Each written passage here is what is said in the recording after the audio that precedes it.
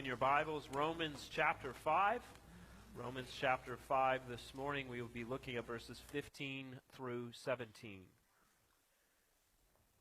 I just want to mention, I know you've noticed, but we have a new projector and it looks great. You can actually see what's on the screen now. We also have new cameras, new items on our soundboard. We got new microphones, so everything is clicking. But I wanted to mention all this just to give a public thanks to our deacons for their hard work in researching everything and getting it all together, and especially Charles Hughes put in a lot of effort to make sure it happened.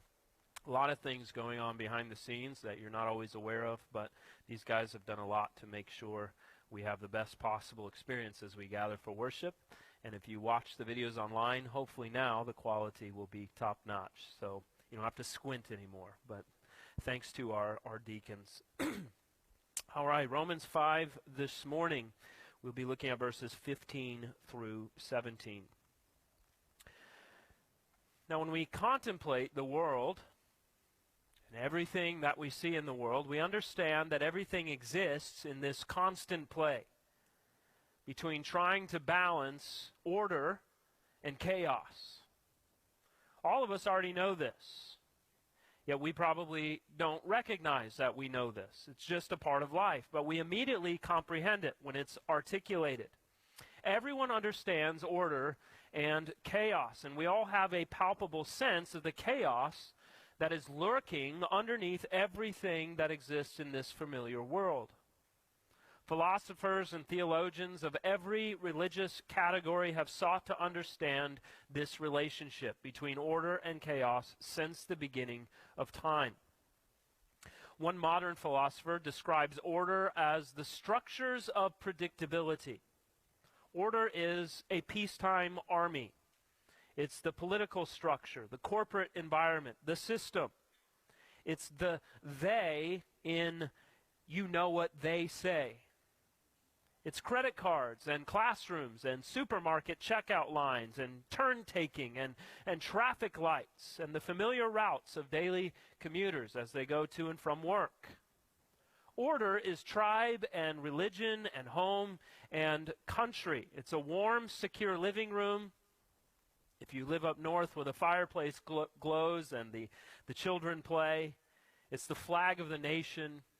It's the currency that we're used to. Order is the floor beneath your feet as you plan your day. It's the great traditions of life. It's the rows of desks in a school classroom, or the trains that leave on time, the calendar and the clock that is always predictable. It's the order that we depend on in order to plan our lives. Order is the public facade we're called upon to wear, the politeness of a gathering of civilized strangers, and the thin ice on which we skate when we know instinctively, culturally, that we're not supposed to talk about things like religion and politics in civil society. Order is the place where the behavior of the world matches our expectations and our desires, the place where all the things turn out the way that we want them to. Now, chaos, on the other hand, is the unknown. Chaos is the impenetrable darkness of a cave, or the accident on the side of the road, or the arms of the train coming down when you're trying to make it to evening worship service at church. It's the mother grizzly, with all the compassion for her cubs, seeing you as a threat. Chaos is the domain of ignorance. It's what extends beyond the boundaries of the state and ideas and disciplines. It's foreigners in our challenging midst trying to have conversations with different languages. It's the member of another group. It's the rustle in the bushes at night. It's the monster under the bed.